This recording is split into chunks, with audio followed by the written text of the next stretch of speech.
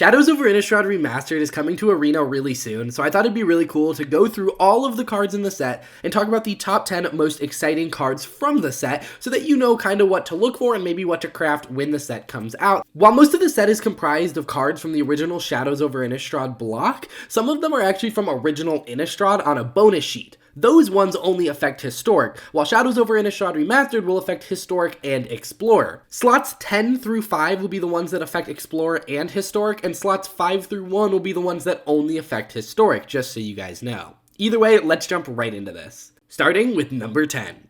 Number 10 is kind of cheating. It is actually 5 cards, but it is the Reveal Land Cycle.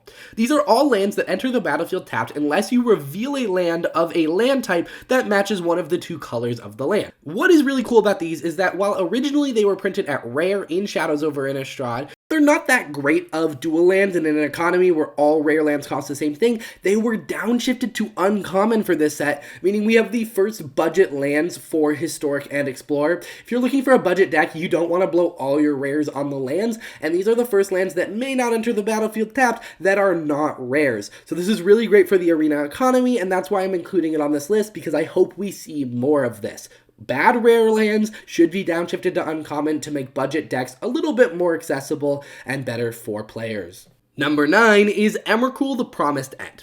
Now, a lot about this is going to be a little bit biased. There is no price that I can rank these by, so a lot of this just comes down to what I think will be good for Arena and really fun to play, and I think Emrakul is a perfect example of that. It's a 13 cost 13/13, and it costs 1 less to cast for each card type among cards in your graveyard.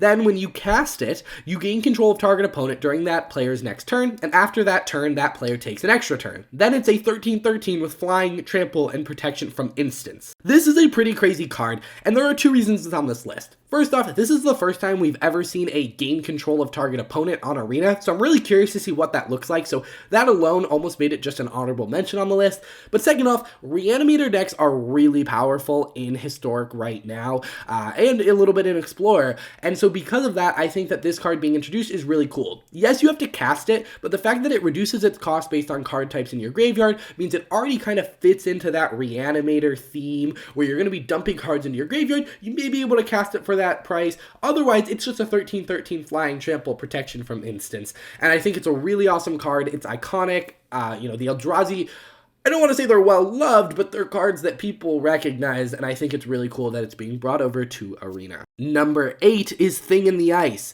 While the other 2 were just like cool for Arena in general, this one I think is going to have some serious meta play, especially in things like Explorer. Thing in the Ice is 1 in a blue for a creature horror 0/4 with Defender, and it enters the battlefield with 4 ice counters on it. Then, whenever you cast an instant or sorcery, you remove an ice counter, and when it has no ice counters on it anymore, you transform it. When it transforms, it turns into a 7/8, and it says, when this creature transforms, return all non-horror creatures to their owner's hands. So you get a big creature, you wipe the board, it is pretty devastating. And this is a card that goes wonderfully in Izzet Phoenix decks, and I think that's exactly where it's going to see play.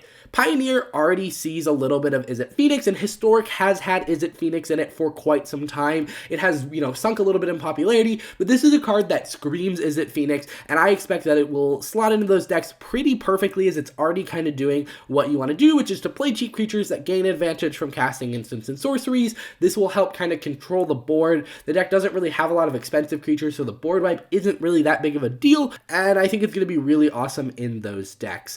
So while the previous 2 were just cool for Arena, I think this one will have some amount of meta impact, even if it just brings Izzet Phoenix up a little bit in popularity. I think that's really cool. Alrighty, number 7, Sigarda's Aid. It's 1 white for an enchantment, and it says you may cast aura and equipment spells as though they had flash. Then, whenever an equipment enters the battlefield under your control, you may attach it to target creature you control. This is a staple in Aura and Equipment decks, and it is something that sees a decent amount of play in things like Modern and Pioneer because of Colossus Hammer. This is a key part of a big combo, and so I expect this card will see some play with Colossus Hammer as well. On top of that, it's also just a must-include for any Aura and Equipment deck, and for those reasons, I decided to put it on this list. I think it'll have a meta impact, and it's one of those, signature cards that we're finally seeing on Arena. Alrighty, number 6. And the last one from the main Shadows over Innistrad Remastered block, it is Eldritch Evolution. It's 1 green for a sorcery, and it says, as an additional cost to cast this spell, sacrifice a creature.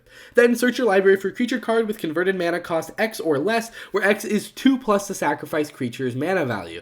Put that card onto the battlefield, then shuffle your library. Exile Eldritch Evolution. Now this card is very powerful, especially in combo-based decks. Looking through the Pioneer metagame, it was the #1 card I saw that was in a lot of decks that was not in Arena. So I expect this will see play in the meta, no matter kind of what deck you're playing, but the one that I saw that it was most popular in was a Greasefang style deck, which I know is already popular on Arena. I run into it a lot, and this just helps you turn your cheap little 1 and 2 drops that you already are running into your combo piece very consistently. It's essentially another 4 copies of Greasefang in that deck, and so for those reasons, I think this is going to see massive play in the format and will be the biggest card from the actual Shadows over Innistrad block part of the set to impact Pioneer / Explorer. Alrighty, number 5, and this is kind of breaking into the second part of the list where we are talking about cards that are only impacting Historic, so, number 5 may not be actually as impactful as number 6 was, but we're starting in the second half of this list. It is Immerwolf, and this is kind of one of my biased picks where I don't think it'll necessarily be that impactful, but I think it's great for Arena.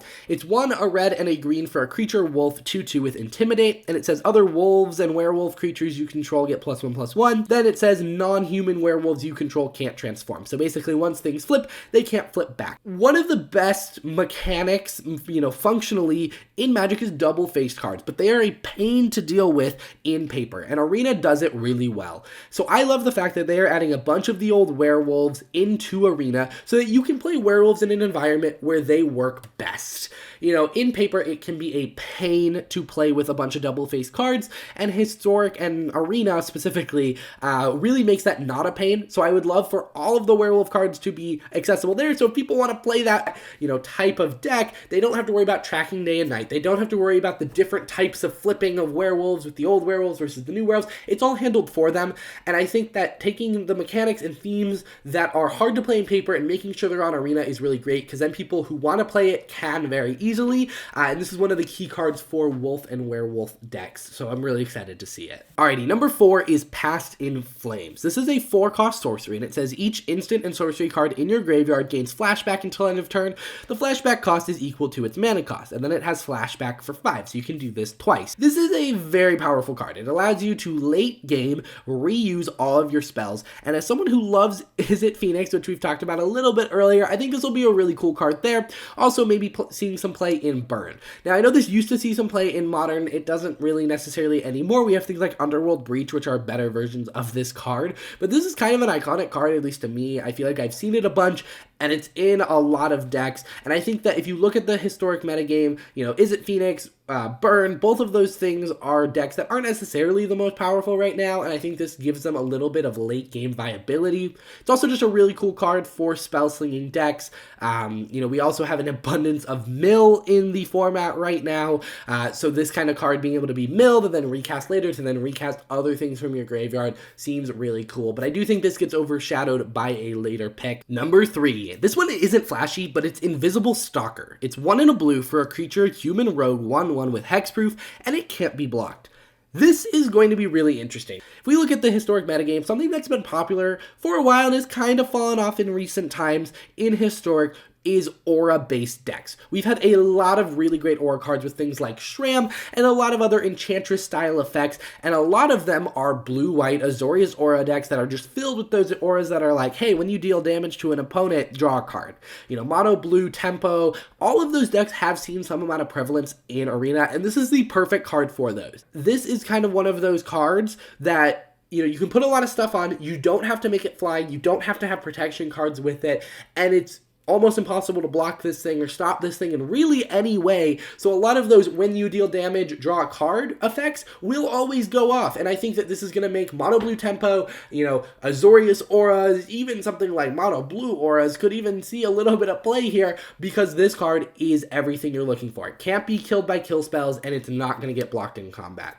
I expect this thing to see at least a little bit of play in those style of decks. Alrighty, number 2, and these are where we're getting into the really spicy ones. We have Gristlebrand. It is 4 black, black, black, black for a 7/7 legendary creature demon with flying and lifelink, and you can pay 7 life to draw 7 cards. This has historically been one of the best creatures in all of Magic, recently outranked by things I think like Ragavan and the new Atraxa, but this is a great source of card draw, and it is so good it's banned in Commander. This is, just known as one of Magic's best creatures, and it being printed into Arena will have impact. It will see play in Reanimator decks, it will see play just somewhere, because it is just that good of a card. Alrighty, number 1, and this is not a surprise to most people who know it's in the set, Snapcaster Mage is making its way to Arena. It is 1 and a blue for a creature, human wizard 2/1 with flash, and it says when it enters the battlefield, target instant or sorcery card in your graveyard gains flashback until end of turn. The flashback cost is equal to its mana cost. So kind of like a one-off Past in Flame,